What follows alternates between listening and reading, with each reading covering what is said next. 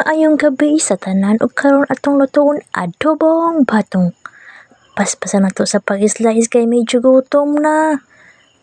Atong paspasan og slice ang lamas, bombay at sal, ahos ug gabihan ang duha ka tinapa kay para mulami sama sa kanon na taga-adlaw pangita. Char, nay pa ang kanon taga-adlaw pangita. Maron to, gibukutan ang buhok.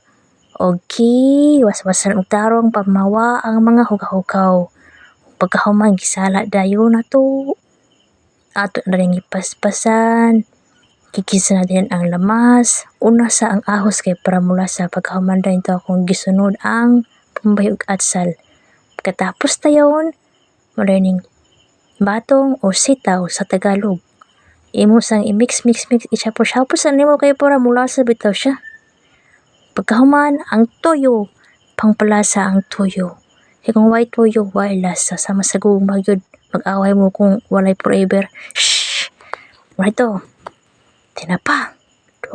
Dua ka tinapa para mula sa yun siya ba? Kaya kung ang gugma, kung way away, way lami. Dapat ko na way away para mulami, para may forever. Ano ito? Ang seasoning pangpahaba ng buhay.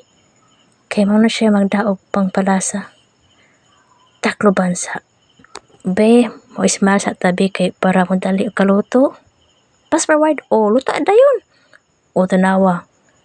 Mo din na ang teknik sa pagluto, yung insaon. Daghang salamat sa pagtan-aw.